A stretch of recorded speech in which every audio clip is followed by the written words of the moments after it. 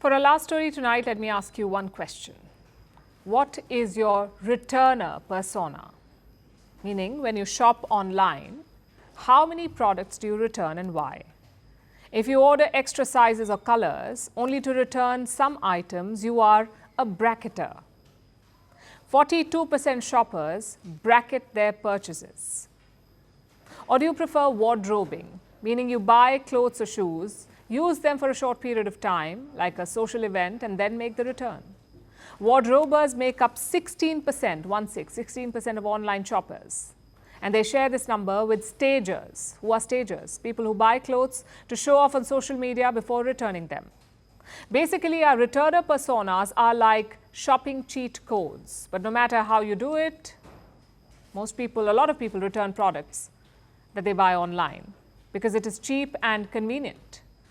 At least for us, the customers, it is. But every time we hit the return button, we fuel the silent crisis of serial returns, which is burning a hole in online retail. Do you know how big it is? In the UK, about $35 billion. That's right, this year, online shopping returns are expected to reach $35 billion in the UK. Out of this, about $8.5 billion is thanks to serial returners, your bracketers and stagers, people who do it all the time. They have shopped to return about $8.5 billion worth of products. It is shameful. But this is not just a British problem. In general, 25% of the UK's online orders are returned. Indians too return 1/4 of their online shopping. 50% of these returns are made up of clothing and 35% are shoes in India. India witnesses the highest returns during festival season starting from October. It's on right now, when product returns go as high as 30% or about 1/3.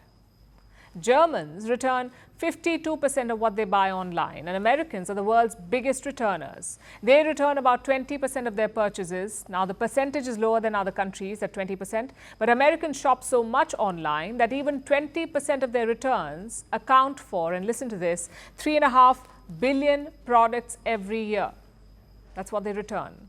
The highest in the world, 3.5 billion products every year. The returns hit a record in the year 2022. Reaching $816 billion. It was higher than the US defense budget in that year. But in average terms, about 1/3 of online shoppers return products regularly the world over. That's 3 times the rate of return in physical stores. Because, like we said, it is free and easy for customers to do. But for the sellers, it comes with a huge hidden cost. When we whiz off the products we don't like, we hope they reach where they came from and go to the next customer.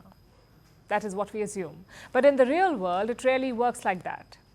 When we return a product, a reverse supply chain comes into action. It is called the return logistics industry. It is worth $627 billion, and it has one job: to sort out our returns.